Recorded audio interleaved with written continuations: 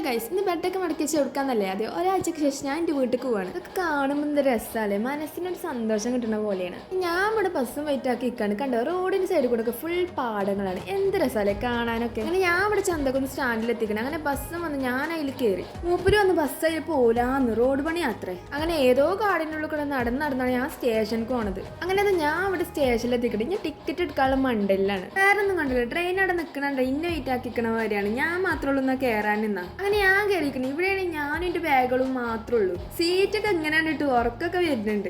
ഒക്കെ കാണാൻ നല്ല രസമല്ലേ. പിന്നെ ഞാൻ എൻ്റെ ഫോൺ ചാടുങ്ങി എത്തിയിട്ട് വീഡിയോ എടുക്കലാണ് നിർത്തി. എനിക്കാണെങ്കിൽ നല്ല ഉറക്കവും വരുന്നുണ്ട്. ഇതൊന്ന് ഉറങ്ങിച്ചിട്ടാണ് വരാം. ഞാൻ എൻ്റെ വീട്ടിലെത്തിയപ്പോൾ ഇമ്മച്ചി എനിക്കുള്ള ഫുഡ് എടുത്ത് വെച്ചിരിക്കണം. നല്ല മോരും കറിയും ബീഫും പപ്പടവും പിന്നെ മീൻ പൊരിച്ചതും. നിങ്ങൾ കരുതുണ്ടാവും എന്താ ഈ മീനും ബീഫൊക്കെ ഒപ്പം തിന്നണമെന്ന്. പെരീക്കണം വന്നപ്പോഴേ ഒക്കെ തിന്നാനാണ് പൂതി. അങ്ങനെ ഞങ്ങൾ ഫുഡ് കഴിച്ച അങ്ങാടിയൊക്കെ കാണും. എന്തിനാന്നല്ല ഡ്രസ്സ് എടുക്കാൻ, പെരുന്നാളൊക്കെ അല്ലേ വരുന്നത്. ഇമ്മച്ചാണ് ചെയ്തതിന് ഡ്രസ്സ് ഒക്കെ ഉണ്ടായിരുന്നു. ഞാനവിടെ ഒരു മിറർ കണ്ടപ്പോഴേ കുറച്ച് വീഡിയോസ് ഒക്കെ എടുത്തു. അങ്ങനെ രാത്രിയായിട്ട് ഞങ്ങളത് കഴിഞ്ഞിട്ടില്ല. പെരുന്നാളായതുകൊണ്ട് തന്നെ നല്ല തിരക്കുമാണ്. ഒക്കെ കഴിഞ്ഞപ്പോൾ ആക്കും എൻ്റെ ഫ്രണ്ട്സിൻ്റെ ഒപ്പം പോയി. അങ്ങനെ ഞങ്ങൾ വീട്ടിലേക്കും പോവാണ്. വീട്ടിലെത്തിയപ്പോൾ ഇമ്മച്ച് ചിക്കൻ പൊരിക്കാൻ തുടങ്ങിക്കണം. ഞാൻ ഇന്നൊരു പീസ് എടുത്ത് തിന്നു. എന്താണെന്ന് അറിയില്ല, ഇന്നൊരു പീസ് എടുത്ത് തിന്നുമ്പോൾ ഒരു സമാധാനം. പെരുന്നാൾ തലേന്നായിട്ട് ഇതൊക്കെയാണ് എൻ്റെ പരിപാടിയാണ്. ഓക്കെ, ബാക്കി പിന്നെ